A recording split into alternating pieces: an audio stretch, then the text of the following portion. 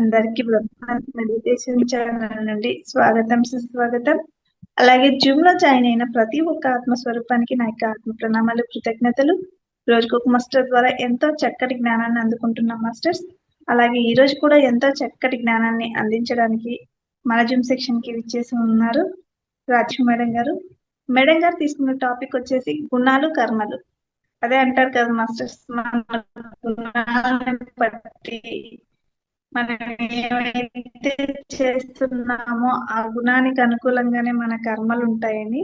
అలాగే మేడం గుణాలు కర్మలు అనే టాపిక్ తీసుకున్నారు. బ్రహ్మాస్మడి స్వాగతం సుస్వాగతం మేడం. థ్యాంక్ చేయండి మేడం. Thank you madam. ముందుగా బ్రహ్మర్షి సుభాష్ పత్రేజీ గారికి, స్వర్ణమాల మేడం గారికి నా హృదయపూర్వక నమస్కారాలు తెలియజేసుకుంటూ ఉన్నాను. అలాగే ఈరోజు నాకు ఈ అవకాశం ఇచ్చిన బ్రహ్మాస్ మెడిటేషన్ ఛానల్ వారికి, ఆర్గనైజర్స్కి కూడా నా హృదయపూర్వక నమస్కారాలు తెలియజేసుకుంటూ ఉన్నాను మాస్టర్స్. ఈరోజు నేను చెప్పబోయే టాపిక్ గుణాలు కర్మలు. దాని గురించి నేను మీతో పంచుకోవాలని అనుకుంటూ ఉన్నాను మాస్టర్స్. అసలు మానవ జన్మ అనేది ఎలా మొదలవుతుంది, అసలు గుణాలు ఎక్కడ స్టార్ట్ అవుతుంది మనకి అనేది కొద్దిగా వివరణ చూద్దాం మేడం. మామూలుగా ఖనిజ జాతి అంటారు. ఖనిజ జాతి నుంచి మనకి ఈ 84 లక్షల జీవరాశులలో మొదటగా ఖనిజ జాతి నుండి మొదలవుతుంది. అలాగే ఖనిజ జాతి ఒకటి, వృక్ష జాతి, జంతు జాతి, తర్వాత మానవ జన్మలోకి వస్తాము. అంటే 84 లక్షల జీవరాశులలో మానవ జన్మ ఎంతో ఉత్తమమైనది. ఆ ఒక్క మానవ జన్మలోనే మనము ఏది సాధించాలన్నా కూడా మనం సాధించగలం. అంటే ఖనిజ జాతి అంటే ఎన్నో శిలలు, కొండలు, ఎన్నో అంటే అవి కూడా కొన్ని వేల సంవత్సరాలు, వందల సంవత్సరాలు పడుతుంది ఆ ఖనిజ జాతి నుండి వృక్ష జాతికి వచ్చేదానికి. ఆ శిలల నుండి చివరగా సాలగ్రామం అని శిలగా ఏర్పడుతుంది. అది అక్కడి నుంచి మళ్ళీ వృక్ష జాతిలోకి వస్తుంది. అంటే ఆత్మ పరిణామ క్రమం లాగా ఒకదాని నుంచి ఇంకొక దానికి వస్తుంది. వృక్ష జాతి అంటే ఎన్నో రకాల వృక్షాలు, అవన్నీ దాటుకుంటూ, అంటే పూలలో కూడా మనకు కాగితం పూల నుంచి మొదలవుతుంది ఆ జన్మలు. చివరగా పారిజాత వృక్షానికి వచ్చేసరికి ఆ వృక్ష జాతి కూడా దాటుకొని వస్తాము. తర్వాత జంతు జాతి అంటే జంతు జన్మలు, ఎన్నో రకాల జన్మలు. అంటే జంతువులలో ఎన్ని రకాలు ఉన్నాయో అన్ని రకాలు కూడా దాటుకొని మనము రావడం జరుగుతుంది. ఈ జంతు జాతిలో కూడా ఏంటి అంటే చివరగా ఆవుగా వస్తుంది. అంటే అది ఆఖరి జన్మ మనకి. అంటే ఏది కూడా మనకి సాలగ్రామము అన్నప్పుడు భగవంతుని దగ్గరికి చేరుకుంటుంది. వృక్ష జాతిలో కూడా పారిజాత పుష్పాలను మాత్రమే, నేల రాలిన పుష్పాలను వాటికి భగవంతునికి సమర్పించడం జరుగుతుంది. అలాగే జంతు జాతి కూడా ఎన్నో రకాల జంతువు జన్మలు తీసుకుంటూ చివరగా ఆవు జన్మ కంటే గోమాత, ముక్కోటి దేవతలు ఆ గోవులో నివసిస్తూ ఉంటారు. అది చివరి జన్మ అవుతుంది. ఈ జంతు జన్మలు, పక్షులు అన్ని కలిపి దాటుకుంటూ ఈ గోమాతగా కూడా దాటుకుంటూ ఎంతో పవిత్రమైన ఆ జన్మ తర్వాత మానవ జన్మలోకి రావడం జరుగుతుంది. ఈ మానవ జన్మలోకి అంటే మనకి ఇప్పుడు మనం తీసుకున్న టాపిక్ గుణాలు కర్మలు. ఈ 3 రకాల జన్మలు, ఖనిజ జాతి, వృక్ష జాతి, జంతు జాతి, వాటిల్లో ఎటువంటి గుణాలు ఉండవు, కర్మలు ఉండవు. ఎప్పుడైతే మనము మానవ జన్మలోకి అడుగు పెడతామో అప్పుడే మన లోపల గుణాలు కానీ గుణాలను బట్టి కర్మలు కానీ మొదలవడం జరుగుతుంది. అంటే ఆత్మ పురోభివృద్ధి మన ఆత్మ ఎదుగుదల కావాలన్నా దేనికైనా కూడా ఒక్క మానవ జన్మలోనే మనకు సాధ్యమవుతుంది. ఇప్పుడు గుణాలు అన్నప్పుడు గుణాలలో ఎన్ని రకాలు ఉన్నాయి, అవి ఏ విధంగా ఉంటుందో కొద్దిగా గమనిద్దాం మాస్టర్స్. గుణాలు అన్నప్పుడు తమో గుణము, రజోగుణము, సత్వగుణం. అంటే ప్రతి ఒక్కరిలోనూ ఈ 3 గుణాలు అనేవి సహజంగా ఉంటూ ఉంటాయి. ఒక్కొక్కప్పుడు తమో గుణంలో ఉండొచ్చు, ఒక్కొక్కప్పుడు రజోగుణంలోకి కూడా మారుతూ ఉంటుంది. అంటే తమో గుణంలో ఉన్నప్పుడు మనకేమనిపిస్తుందంటే ఎప్పుడు బద్ధకము, నిద్ర, సోమరితనం. అప్పుడే అర్థం చేసుకోవచ్చు మనం ఎందుకు ఇలా ఉన్నాము, ఈ తమో గుణంలో ఉండడానికి కారణం ఏంటి, మనం తీసుకున్న ఆహారపు అలవాట్లు ఏంటి అని చెప్పేసి మనం ఎరుకతో ఎప్పటికప్పుడు మనం గమనించుకుంటూ ఉండాలి. తమో గుణము తర్వాత ఒక్కొక్కసారి మారుతూ ఉంటుంది అని చెప్పాను కదా. అలాగే రజోగుణంలో ఉన్నప్పుడు మన స్వభావం ఎలా ఉంటుంది అంటే కోరికలతోటి ఉంటాం. ఎప్పుడు కూడా కోరికలు ఒకదాని తర్వాత ఒకటి కోరికలతోటి ఉన్నప్పుడు అది రజోగుణం. అలాగే సత్వగుణం ఉంది. సత్వగుణంలో ఉన్నప్పుడు మనం ఎలా ప్రవర్తిస్తాము అంటే శాంతంగా ఉంటాము. దేనికి మనము ఎవరిని కూడా అనడం కానీ ఏది అంటే సత్వగుణంలోనే మనకు అర్థమైపోతుంది మనం ఎంత శాంతంగా ఉంటాము అని. ఆ విధంగా ఒక్కొక్కటి మన లోపల ఈ 3 గుణాలు ఉన్నప్పుడు మనం ప్రవర్తించే తీరు కూడా అలాగే ఉంటుంది. దీన్ని బట్టి మనం ఏ గుణంలో ఉన్నప్పుడు ఎటువంటి కర్మలు చేస్తామో మనం అర్థం చేసుకోవచ్చు. మనం తమో గుణంలో ఉన్నప్పుడు ఏం చేస్తాము, ఎవరిని పట్టించుకోము, ఏ పని చేయము, అసలు ఎందుకు భూమి మీదకి వచ్చాము కూడా అర్థం కాదు. అలా జీవితాన్ని వాళ్ళు ముందుకి సాగుతూ ఉంటుంది జీవితం. ఈ తమో గుణంలో ఉన్నప్పుడు మనము ఏ పని చేయమన్నమాట. అంటే పనికి వచ్చే పని మనం ఎందుకు భూమి మీదకి వచ్చాము, మన వల్ల ఉపయోగం ఏంటి అనేది తెలియదు వాళ్ళకి.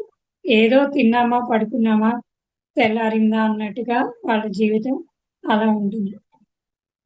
ఈ రజోగుణంలో ఉన్నప్పుడు ఎప్పుడు కోరికలు అంటే సంపాదన ఇంకా ఎంత సంపాదించాలి, దేనికి ఖర్చు పెట్టాలి, ఇంకా ఏం కొనాలి, ఏం చేయాలి అని రజోగుణంలో ఉండేవాళ్ళు అలా వ్యవహరిస్తూ ఉంటారు. సత్వగుణంలో ఉండేవాళ్ళు ఏంటంటే మనం ఏదైనా ఎవరికైనా మంచి చేయాలి అనే గుణంలో ఉంటారు. అంటే ఒక్కొక్క గుణంలో మనం ఎలా ఉంటాం అనేది మనం అర్థం చేసుకోవచ్చు. ఎప్పుడైతే ఈ సత్వగుణాన్ని కూడా దాటి మనము శుద్ధ సాత్విక గుణంలోకి వస్తాం. వీటి అన్నిటికీ కూడా కారణం ఏంటి అంటే ఈ 3 గుణాలు దాటాలన్నా కూడా మనం ఏం చేయాలి, ధ్యానంలోకి రావాలి. అంటే ఆధ్యాత్మిక మార్గంలోకి రావాలి.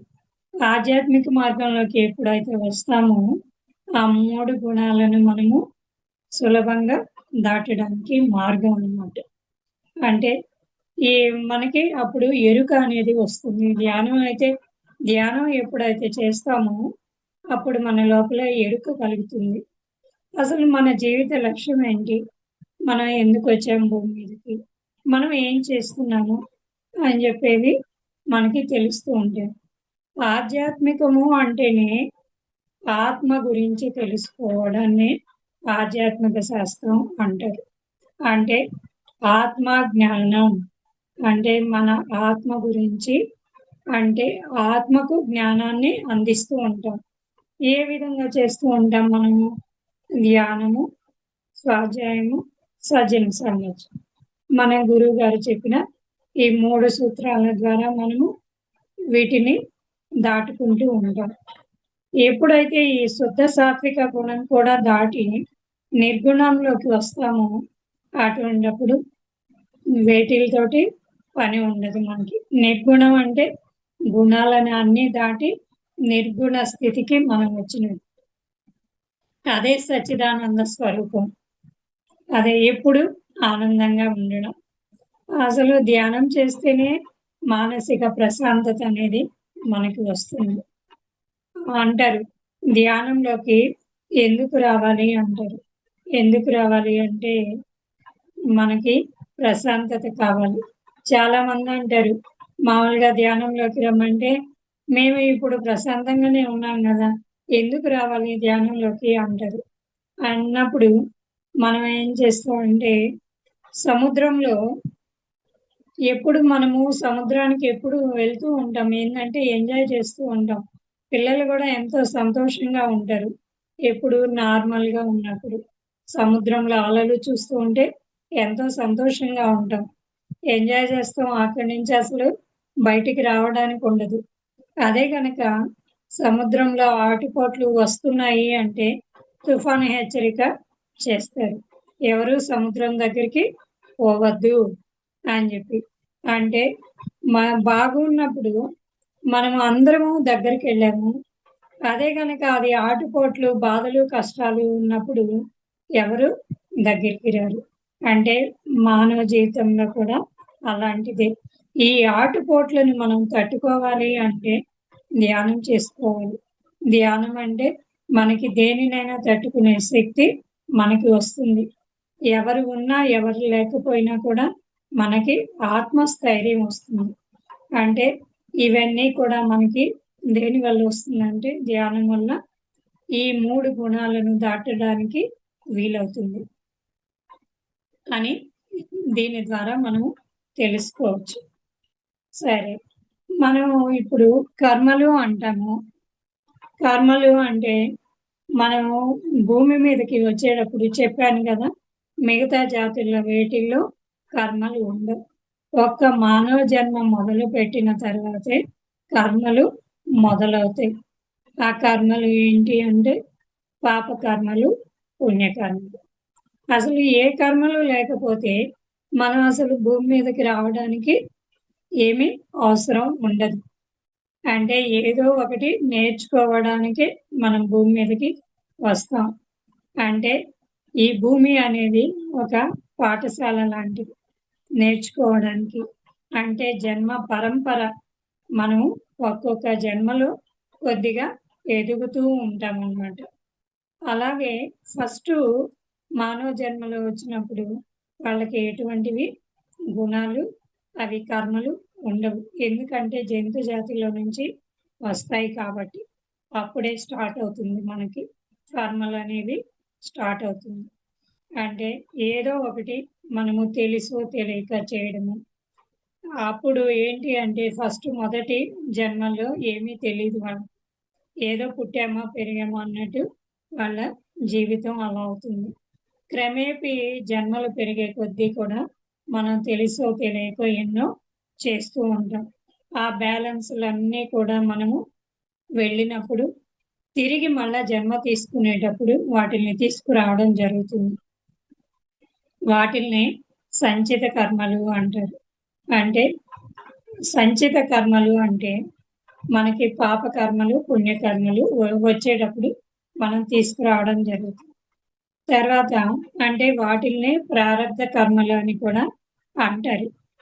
సరే, ఇప్పుడు మనం భూమి మీదకి వచ్చాము.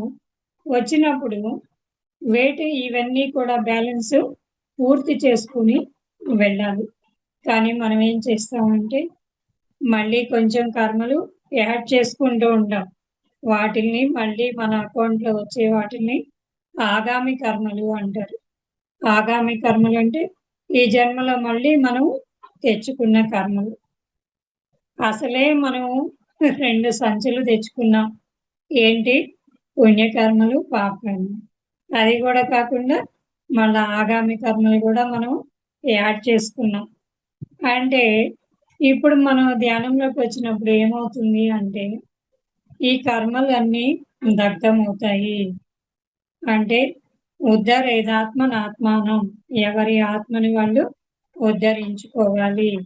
జ్ఞానాగ్ని దగ్ధ కర్మాణం, అంటే ఈ జ్ఞానం అనే అగ్నిలో పాపకర్మలు పుణ్యకర్మలు అన్నీ కూడా దగ్ధమవుతాయి. అలా మనము ధ్యానంలోకి వచ్చిన తర్వాత మనం ఎంత ఎక్కువ సాధన చేస్తూ ఉంటే ఈ కర్మలను తగ్గించుకునే అవకాశం ఉంటుంది. ఎప్పుడైతే మనము అన్నీ తెలిసి మనకి ఎటువంటి పాపము వద్దు పుణ్యము వద్దు, అప్పుడు మనం ఏం చేయాలి అంటే నిష్కామ కర్మలు చేసుకుంటూ పోవాలి. నిష్కామ కర్మలు అంటే మనం ఏ కోరికలు లేకుండా మనకి అది చేస్తే పుణ్యం వస్తుంది, లేకపోతే ఇది చేస్తే పుణ్యం వస్తుంది అని చెప్పి ఫలితాన్ని ఆశించకుండా మనం చేసుకుంటూ పోవడమే. అంటే అదే భగవద్గీతలో కృష్ణుడు చెప్తాడు, కర్మణ్యే వాధికారస్తే మా ఫలేషు కదాచన, మా కర్మ ఫలహేతుర్భూహు మాతే సంగోస్త్వ కర్మని. అంటే కర్మలు చేయుట ఎందే అధికారం ఉంది, కానీ కర్మ ఫలితాన్ని ఆశించేదానికి లేదు అని చెప్పి చెప్తారు. అందుకని మనం ఏం చేయాలి, కర్మలు చేసుకుంటూ వెళ్ళాలి. అంటే కర్మ ఫలితాన్ని ఆశించకుండా ఉన్నాం. అది ఎలా వస్తుంది, మనకి ఎప్పుడైతే మనము ధ్యానం చేస్తూ అంటే సాధన చేస్తూ ఉంటే ధ్యానం ద్వారా జ్ఞానము, జ్ఞానం ద్వారా మోక్షము, ముక్తి. అంటే మనం సాధన చేసుకుంటూ స్వాధ్యాయం మళ్ళా పుస్తకాలు చదువుకుంటూ పుస్తకాలలో జ్ఞానాన్ని తీసుకుంటూ, అలాగే సజ్జన సాంగత్యం కూడా ఏంటి అంటే సజ్జనులతో సాంగత్యం. అంటే సత్యము తెలిసిన వారితో మనము ఎప్పుడు వారితో సాంగత్యం చేస్తూ ఉండాలి. అంటే మంచి విషయాలు, మనకి తెలియని విషయాలు మనము ప్రతిరోజు నేర్చుకుంటూ ఉండాలి. ఏ రోజుకు ఆ రోజు మన లోపల జ్ఞానాన్ని పెంచుకుంటూ ఉండాలి. ఎప్పుడైతే ఇలా చేస్తూ ఉంటామో మనము మన ఆత్మ ఎదుగుదలకి మనం సహకరించినట్టు అన్నమాట. అంటే ధ్యానం ద్వారా మామూలుగా అనుకుంటాం, కానీ ధ్యానంలోకి రాకపోతే ఆ నిష్కామ కర్మలు కానీ ఈ సేవ మన లోపల మన పిఎస్ఎస్ఎంలో ఉండేది సేవ చేయాలి అనే తత్వం కానీ అవన్నీ కూడా తక్కువగా ఉంటాయి. అసలు తెలియకుండా కూడా ఉండొచ్చు. అందుకే ప్రతి ఒక్కరు కూడా మన పత్రిజీ సార్ ఏం చెప్పారు, ప్రతి ఒక్కరూ ధ్యానంలోకి రావాలి. ధ్యానమే మనకి శరణ్యము. అంటే ధ్యాన జగత్ కావాలి అంటే ప్రతి ఒక్కరూ ధ్యానంలోకి రావాలి. ప్రతి ఒక్కరూ మానసిక ప్రశాంతతో ఉండాలి అన్న కూడా ధ్యానమే ముఖ్య కారణం అన్నమాట. ఈ విధంగా మనము ఈ కర్మలు అంటే ఇలా మనము ఎప్పుడైతే ధ్యానంలోకి వచ్చి కర్మలు తగ్గించుకుంటూ ఉంటామో మళ్ళీ జన్మకి మనకి బ్యాలెన్స్ లేకుండా చేసుకోవచ్చు. కానీ కొంతమంది అంటారు, ఒక్క జన్మలో మనకి అన్నీ పోతాయా అంటారు. కానీ మనమైతే ప్రయత్నం అయితే చేయాలి. ఎంతవరకు చేద్దామో అంతవరకు చేస్తూ ఉండాలి. అంటే ఇప్పుడు ఆధ్యాత్మికంలో మనము ఎంత చేసినా కూడా అది మళ్ళీ జన్మకి మనకి ఫార్వర్డ్ అవుతూ ఉంటుంది. అంటే మనం ఎంత ధ్యానంలో మనం శక్తిని సంపాదించుకున్నా, జ్ఞానాన్ని సంపాదించుకున్నామో ఆ జ్ఞానంతో మళ్ళీ మనము భూమి మీదకి రావడం జరుగుతుంది. మనము ప్రాపంచికంగా ఎన్ని పనులు చేసినా, ఎంత సంపాదించినా, ఎన్ని చేసినా కూడా అన్నీ ఇక్కడి వరకే. ఆధ్యాత్మికంలో నువ్వు ఎంత చేసినా కూడా వృధా అనేది కాదు. నువ్వు ఎంత చేసుకుంటే అంత మళ్ళీ జన్మకు కూడా, అంటే మనకి బ్యాంకులో బ్యాలెన్స్ లాగా మనకి మళ్ళీ జన్మ కూడా ఉపయోగపడుతుంది. ఇప్పుడు మనము ఏదో మన జీవితం అంటే ఏదో తెలియదు, కానీ మనం లైఫ్ ఇన్సూరెన్స్ కట్టుకుంటాం. అంటే 15 సంవత్సరాలు తర్వాత ఏమవుతుందో తెలియదు, నెక్స్ట్ ఏమవుతుందో తెలియదు. దానికోసం మన ఈ జీవితం కోసం మనం ఇన్సూరెన్స్ చేసుకునేటప్పుడు మన మనం దేనికి వచ్చాము అది తెలుసుకొని మనము మళ్ళీ జన్మలో ఇటువంటివి లేకుండా చేసుకోవాలి అని దీని మీద ఎంత శ్రద్ధ చూపించాలో చూడండి. ప్రాపంచికం మీద చూపించిన శ్రద్ధ మన అంటే మన జన్మల మీద ముక్తి మోక్షం అంటారు. వాటికి ఏం చేయాలి? మనము ఎన్నిసార్లు భూమి మీద జన్మ తీసుకోవడమైనా మనకి మోక్షం రావాలంటే ఏం చేయాలి? ఈ జనన మరణ చక్రం నుండి బయటపడే మార్గం అంటే ఏంటి అనేది తెలుసుకోవాలి అంటే అంత సులభంగా అయితే జరగదు.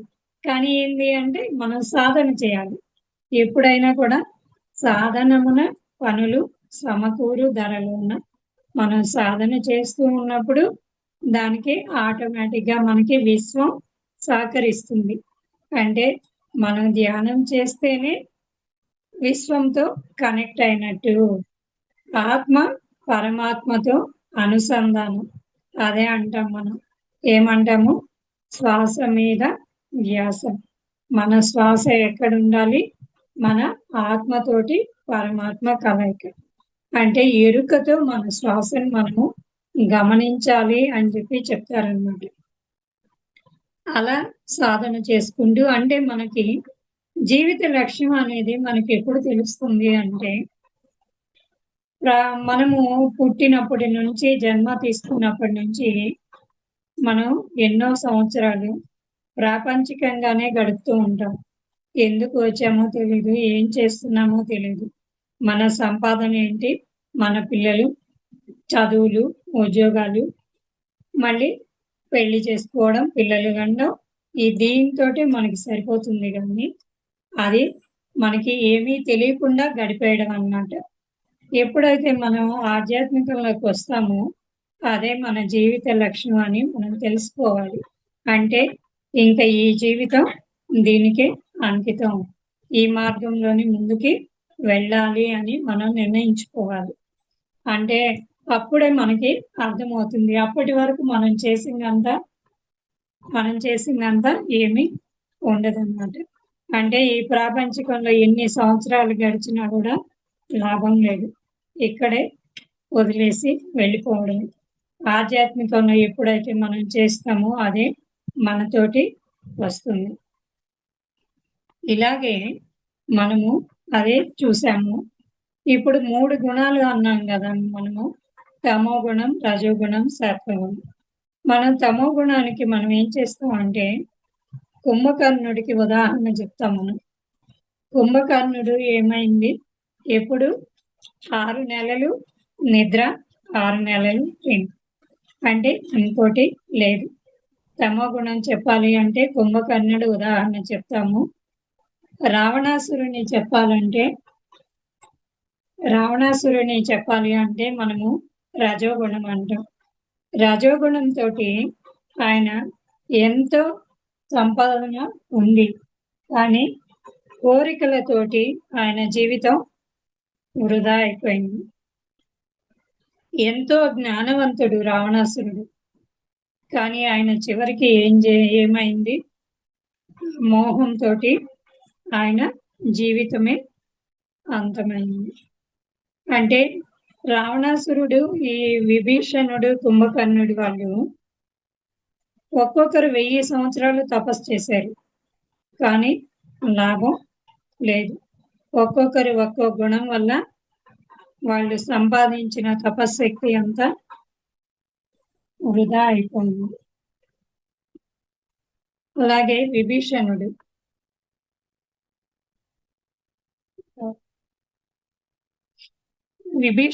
అంటే సత్వగుణానికి ప్రతీక. ఆయన సత్వగుణం అంటే ఎప్పుడు మంచి పనులే చేయాలి, మంచిగా ఉండాలి అని చివరికి ఆ పరమాత్మని కలుసుకోవడం, రాముని సమక్షంలో ఉండడం జరుగుతుంది. అంటే వీళ్ళిద్దరూ దేనివల్ల వాళ్ళ జీవితాన్ని వేస్ట్ చేసుకున్నారు? తమో గుణం వల్ల, రజోగుణం వల్ల. ఆ సత్వగుణం మనకి విభీషణుడు తెలుస్తుంది. అలాగే మనం కూడా ఎప్పుడు కూడా ఈ సత్వగుణంలోనే ఉండాలి. దాన్ని దాటుకొని శుద్ధ సాత్విక గుణానికి రావాలి, నిర్గుణానికి రావాలి. అంటే ప్రయత్నం చేయాలి. ఎప్పుడు కూడా మనం చేస్తూ ఉంటే దాన్ని సాధించుకోవచ్చు. ఈ గుణాలు ఇవి ఉన్నాయి. కర్మలు కూడా ఏంటి అంటే మనం చేసే నిష్కామ కర్మలు. మనకి ఆల్రెడీ ఆధ్యాత్మిక మార్గంలోకి రాగానే మన కర్మలు మనకి అర్థమైపోతుంది. నిష్కామ కర్మలు చేయడం మొదలు పెడతాం అన్నమాట. అప్పుడు దాకా మనము చేస్తున్నాము, కానీ ఎంతో మంది ఎన్నో కార్యక్రమాలకి ఇస్తూ ఉంటారు. కానీ ఏమనుకుంటారు వాళ్ళు, మేము ఫలానా గుడికి అంత ఇచ్చాము, ఫలానా దానికి ట్రస్ట్ ఏర్పాటు చేసాము, దానికి ఇంత ఇచ్చాము అని అనుకుంటారు. కానీ దానివల్ల ఎంతో పుణ్యం వస్తుందని వాళ్ళు ఆశించి చేస్తారు. అదే గనుక మన పిరమిడ్ మాస్టర్లు అయితే ఏ ఫలితాన్ని ఆశించకుండా మనము ఇస్తూ ఉంటాము. అంటే ఇస్తూ ఉంటే వస్తూ ఉంటుంది, పంచితే పెంచబడుతుంది అని మన ప్రాసెస్ అన్నమాట. అంటే మన ధ్యానంలో ఉండే అది ఆ విషయము మనము ఎంతో మంది దాన్ని ఫాలో అవుతూ ఉన్నారు.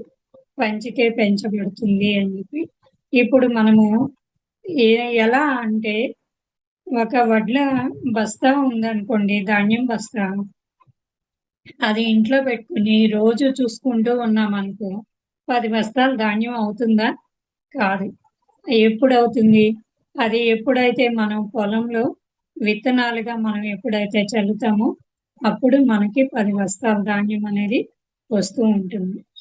కొంతమంది ఏమంటారంటే దీన్ని మాకు వస్తే ఇస్తామని కొంతమంది అంటారు. వస్తే ఇస్తాము అని కాదు, ఉన్న దానిలోనే ఇవ్వడం నేర్చుకోవాలి మనం. అదే గుణాలు కర్మలు కూడా ఇలాగే అన్నమాట. అంటే మనము మన దగ్గర ఎంత ఉంటే అంత ఇవ్వచ్చు. దాన్ని బట్టి మనకి రావాల్సిన ఫలితం మనకి వస్తుంది.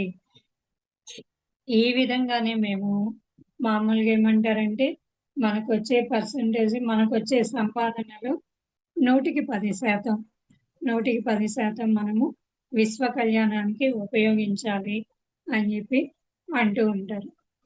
అయితే విషయం తెలుసు, కానీ దాన్ని ఆచరించడంలో తేడా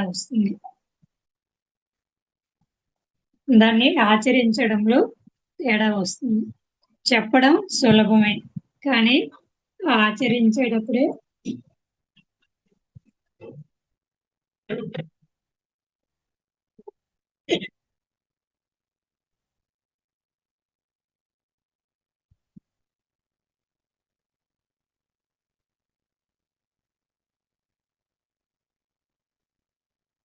ఆచరణలో పెట్టాలి.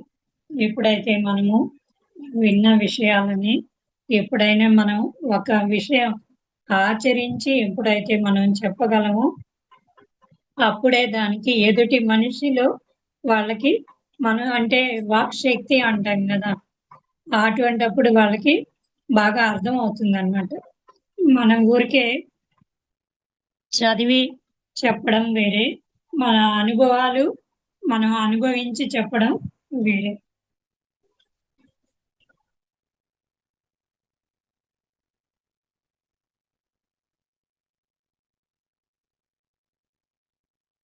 అలాగే మేము కూడా ప్రతి నెల 10% మన ఆదాయంలో తీసుకుని విశ్వ కళ్యాణానికి ఉపయోగిస్తూ ఉన్నాం. మేము కూడా ప్రతిరోజు ఇక్కడ మాకు సెంటర్లో సాయిబాబా షిరిడి సాయి ధ్యాన మందిరం ఉంది. దాంట్లో ప్రతిరోజు ధ్యానం చేయడం, స్వాధ్యాయము, సజ్జన సాంగత్యం 3 చేస్తూ ఉన్నాం. అంటే సజ్జన సాంగత్యము అంటే ఆది శంకరాచార్యులు చెప్తూ ఉంటారు, సత్సంగత్వే నిస్సంగత్వం, నిస్సంగత్వే నిర్మోహత్వం, నిర్మోహత్వే నిశ్చలతత్వం, నిశ్చలతత్వే జీవన్ముక్తి. ఎప్పుడైతే మనము సత్సంగం చేస్తూ ఉంటాము. సత్సంగత్వం నిస్సంగత్వం అవుతుంది. నిస్సంగత్వే నిర్మోహత్వం. అంటే మనకి మోహం అనేది పోతుంది. అంటే అరిషడ్ వర్గాలలో మోహం కూడా ఉంటుంది. అలాగే నిర్మోహత్వం. మోహాన్ని ఎప్పుడైతే వదిలేస్తామో నిశ్చల తత్వం. మనకి ఎటువంటి కోరికలు ఉండవు. అంటే కోరికలు ఉండొచ్చు, కానీ ఏంటి అంటే తీరినప్పుడే తీరుతాయి, అంతేకాని దానికోసం ఎదురు చూడడం అనేది ఉండదు. అంటే అదే ఆలోచన అయితే ఉండదు. ఆలోచన ఉండదన్నమాట. అలాంటి తత్వం మనకి వస్తుంది. నిశ్చల తత్వే. ఎప్పుడైతే నిశ్చల తత్వం అనేది మన లోపల వస్తుందో అదే జీవన్ముక్తి. అంటే మనం దేన్నైనా తట్టుకునే శక్తి మనకి రావాలి. రావాలి అంటే ఏం చేయాలి? ధ్యానం చేయాలి. ఎప్పుడైతే దేనికైనా కూడా పత్రిజీ సార్ అంటారు, దేనికైనా ధ్యానమే శరణ్యం. ధ్యానం ద్వారా అంటే సాధన, మనం ఎప్పుడు కూడా సాధన చేస్తూ ఉండాలి. సాధన ఎంత మనం పెంచుకుంటూ ఉంటే మన లోపల జ్ఞానం కూడా వస్తూ ఉంటుంది. జ్ఞానం ఎప్పుడైతే పెరుగుతుందో జ్ఞానాగ్ని దగ్ధ కర్మలు, ఇంకా మనకి జన్మలు తగ్గుతాయి. అసలు ధ్యానంలోకి రావడము అంటేనే 300-400 జన్మలు దాటాకే మనం ధ్యానంలోకి రావడం జరుగుతుంది. అంటే ఆల్రెడీ మనకి మన లోపల ఎంతో జ్ఞానం ఉంటుంది. అందుకని మనం ధ్యానంలోకి రాగలుగుతాము, వచ్చి నిలబడతాం. కొంతమంది ఏం చేస్తారంటే ధ్యానం బాగుంది అంటారు, ధ్యానానికి వస్తారు. కొన్ని రోజుల తర్వాత వాళ్ళు ఏం చేస్తారంటే మాకు బాగుంది, ఇంకా అవసరం లేదు అని చెప్పి అనుకున్నారు. అలా కాకుండా ధ్యానం ప్రతి ఒక్కరికి కూడా ఎంతో అవసరమైంది. మనం అదే శ్వాస ఉన్నంత కాలం కూడా మనము ధ్యానం చేస్తూ ఉండాలి.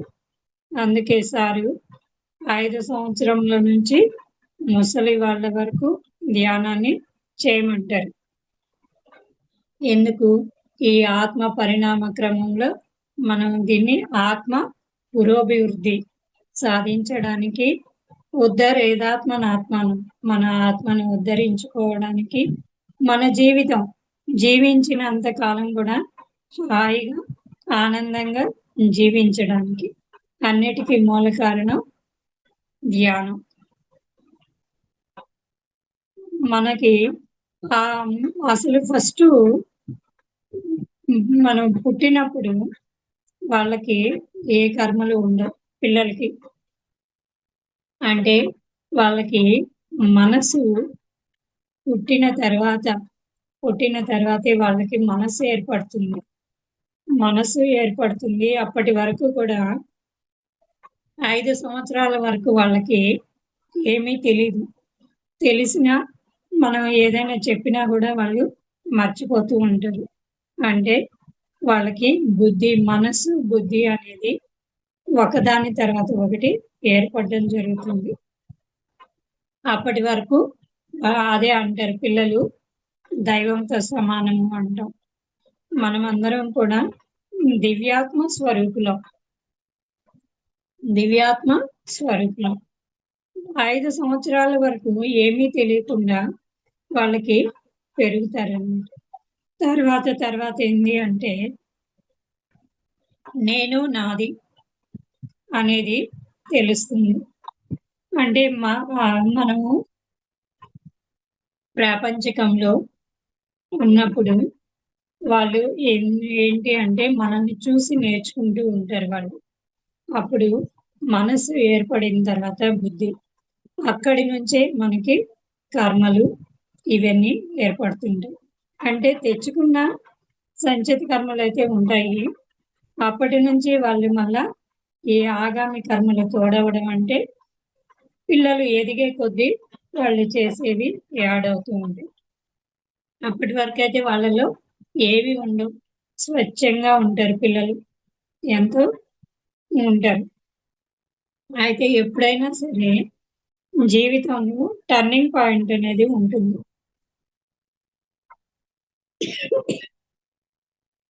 అంటే ఒక యోగి వేమన కానీ, అన్నమయ్య కానీ, వీళ్ళు ఆది శంకరాచార్యులు వాళ్ళు కానీ, ఒక వయసు వరకు రమణ మహర్షి వాళ్ళు ఒక వయసు వరకు ప్రాపంచికంలోనే ఉంటారు. వాళ్ళు అందరిలాగే ఉంటారు. వాళ్ళకి ఎప్పుడైతే ఈ జీవితంలో మనకి ఆ టర్నింగ్ పాయింట్ అనేది వాళ్ళకి ఏర్పడుతుందో అప్పుడు వాళ్ళు అప్పుడు తెలుస్తుంది వాళ్ళు ఎందుకు వచ్చాం భూమి మీదకి, మన జీవితం అంటే ఏంటి అనేది. గౌతమ బుద్ధుడు కూడా అలాగే కదా, అప్పటి వరకు రాజకుమారుడి లాగా ఉన్నాడు. తర్వాత ఆయన ఎప్పుడైతే ఆ 4 విషయాలు చూడడం జరుగుతుందో, ఒక శవాన్ని కానీ, ఒక రోగగ్రస్తుల్ని కానీ, వీళ్ళని నలుగురిని చూడడం ఎప్పుడైతే జరుగుతుందో అప్పుడే ఆయనలో వైరాగ్యం వచ్చేస్తుంది. ఆ వైరాగ్యం వచ్చేసి అసలు ఎందుకు వీళ్ళందరూ బాధపడుతున్నారు, అసలు దీనికి కారణం ఏంటి, అది కనుక్కోవాలి అని చెప్పి 5.5 సంవత్సరాలు అన్వేషణ చేయడం జరుగుతుంది. అంటే మొత్తం ఆయనకి జ్ఞానోదయం అయిన తర్వాత ఏం తెలుస్తుంది అంటే కోరికలే దుఃఖానికి కారణం, అంతే ఒక్క మాటలో చెప్పేశారు. ఆ కోరికల వల్లే మనకి ఇవన్నీ కూడా జరుగుతూ ఉంటాయి. అన్ని ఆగామి కర్మలు అంటే దానివల్లే తెచ్చుకుంటూ ఉంటాం. ఒకటి కావాలి అనుకుంటాము, దాన్ని ఎలా సంపాదించాలి, అది మంచి మార్గంలో కావచ్చు, చెడు మార్గంలో కావచ్చు, అప్పుడే కర్మలు చేస్తూ ఉంటారు. అదే కోరికలే లేవనుకోండి, కోరికలను జయించడం అంటే అదే దాని మీదే మనకి లేకుండా కాన్సన్ట్రేషన్ అంతా దాని మీద విశ్వ కళ్యాణం కోసం పెట్టచ్చు. మళ్ళీ అంటే ఒక సంకల్పం అనుకున్నాం అనుకోండి, అది అందరికీ ఉపయోగపడాలి, నేను చేయాలి అంటే నేను అనేది కాదు, నా ద్వారా చేయించబడుతుంది అని అటువంటి కార్యక్రమాలు ఎన్నైనా కోరికలు పెట్టుకోవచ్చు. మనం ఇబ్బంది లేదు. ఎందుకు అంటే మనం చేసేది ఎవరి కోసం, విశ్వ కళ్యాణం కోసం. ఒక పిరమిడ్ కట్టాలి అనుకున్నాం అనుకోండి, దానికి సంకల్పం పెట్టుకోవచ్చు. అంతేగాని మన శక్తి సామర్థ్యాలన్నీ మన ప్రాపంచిక కోరికలు తీరేదానికి 24 గంటలు కష్టపడి సంపాదించి ఆ కోరికలు తీర్చుకోవడం అది కరెక్ట్ కాదు. విశ్వ కళ్యాణం కోసం నువ్వు ఎంత సమయాన్ని, నీకు ఎప్పుడైతే మనం లోక కళ్యాణానికి మన సమయాన్ని ఉపయోగిస్తామో మన శక్తి పెరిగింది అంటే మన సమయం కూడా పెరుగుతుంది. శక్తి పెరిగినప్పుడు సమయం పెరుగుతుంది. అది ఎలాగో చూద్దాం. అంటే మన లోపల ఎనర్జీ పెరిగినప్పుడు 3 గంటలు చేసే పని 1 గంటలో చేయగలం. అంటే అప్పుడు మనకి సమయము ఆదా అయింది. ఆ విధంగా మనము చేసుకోవచ్చు అన్నమాట. కొంతమంది ఏమంటారు, ధ్యానానికి రండమ్మా అంటే మాకు సమయం లేదు అంటారు. సమయము ఎప్పుడైతే నువ్వు ధ్యానానికి సమయాన్ని ఉపయోగిస్తావో ఆ సమయం నీకు 1 గంటలో చేసే పని 6 గంటలు చేసేస్తాం అన్నమాట. అంటే మన లోపల ఎనర్జీ వస్తుంది. ఎప్పుడైతే మన లోపల ఎనర్జీ వస్తుందో పని కూడా ఆటోమేటిక్గా జరిగిపోతుంది. అంత ఈజీగా మనం చేసేసుకోవచ్చు. ఎందుకంటే చివరికి ఏంటి, మనం ఈ జనన మరణ చక్రం నుంచి బయటపడాలి. ఇప్పటికే ఎన్నో జన్మలు ఎత్తాం, ఇంకా జన్మలు పొందకుండా చేసుకోవడానికి ఏవైనా మనకు వచ్చిన ఏవైనా డిసీజెస్ కానీ బ్లాక్స్ అవన్నీ తొలగించుకోవడానికి కానీ, ఆనందంగా ఉండడానికి కానీ, మానసిక ప్రశాంతత అయినా దేనికైనా కూడా ధ్యానం చేసుకోవాలి. అంటే మొత్తానికి మానవ జీవితం అనేది పరమపద సోపానము. అంటే మనం ఆత్మ ఏమవ్వాలి? పరమాత్మ స్థితికి చేరుకోవాలి. ఆ స్థితికి చేరుకోవడమే మన ముఖ్యమైన లక్ష్యం అన్నమాట.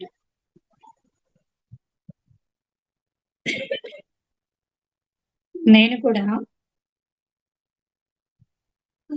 ధ్యానానికి రావాలి అంటే, కొంతమంది ధ్యానానికి రావాలంటే ఏం చేస్తారంటే, అనారోగ్య కారణంగా రావచ్చు, ఏదైనా టెన్షన్స్ పరంగా వస్తారు, లేదా నాకు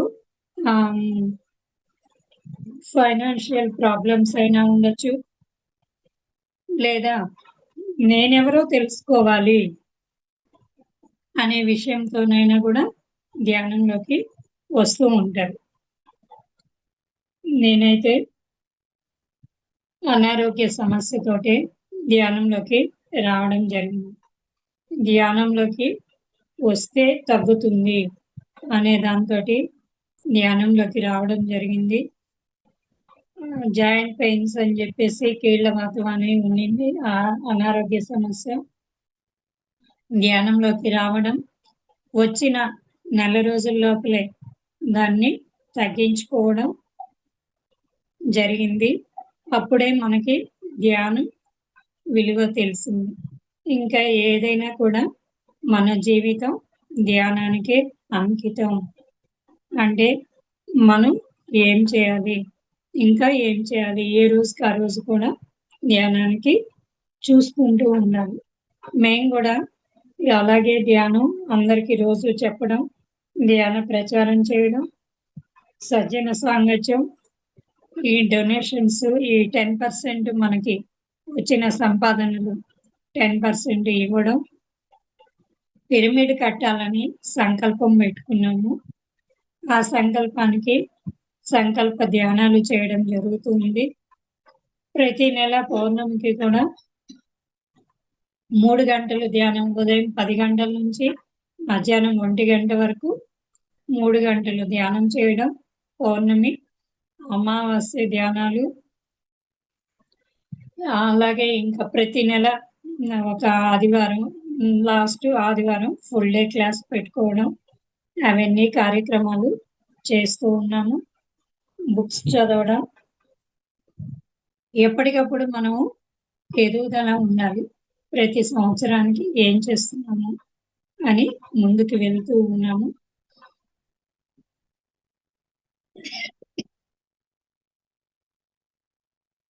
దేని కూడా మనము ఏం చేయాలి అంటే, ఏదైనా కూడా మన దగ్గరికి వచ్చినప్పుడు మనం ఎస్ అని చెప్పాలి. మన నోటి వెంట ఏం రావాలి? ఎస్ అంటే మనము చేస్తాము అనే మాటే రావాలి, కానీ ఇంకో మాట అయితే రాకూడదు. అది కూడా మనకి ఏం కావాలి? మన మాంసపిండాన్ని మంత్రపిండం చేసుకోవాలి. ఎప్పుడు తయారవుతుంది అంటే, మనం ఎన్నో బుక్స్ చదువుకుంటూ ఉండాలి, మన లోపల జ్ఞానం పెంచుకుంటూ ఉండాలి. అటువంటప్పుడే మనము ఇవన్నీ కూడా దాటుకుంటూ వస్తాం. ఒక్కొక్కటి దాటుకుంటూ రావడం జరుగుతుంది. భగవద్గీతలో కూడా 18 అధ్యాయాలలో కూడా ఆయన శ్రీకృష్ణుడు చెప్పడం ఇవే. అవి మనం ఒక్కొక్క శ్లోకాన్ని అర్థం చేసుకుంటూ ఉంటే, మన నిత్య జీవితంలో ఎలా చేయాలి, మనం ఎలా ఆచరించాలి, మన ఆత్మ గురించి కానీ, మన గుణాల గురించి కానీ, కర్మల గురించి కానీ ఒక్కొక్క అధ్యాయంలో ఎంతో వివరంగా ఇచ్చి ఉన్నారు. మనం వాటిని అర్థం చేసుకుంటూ ఉంటే మన జీవన గమ్యం, మన జీవిత లక్ష్యం, మన జీవితం సాఫీగా సాగిపోతుంది. ఒక్క గ్రంథము భగవద్గీత ఒక్కటే క్షుణ్ణంగా కనుక మనం అర్థం చేసుకుంటే మన జీవితాన్ని ఎంతో ఆనందంగా గడపగలం. Okay madam.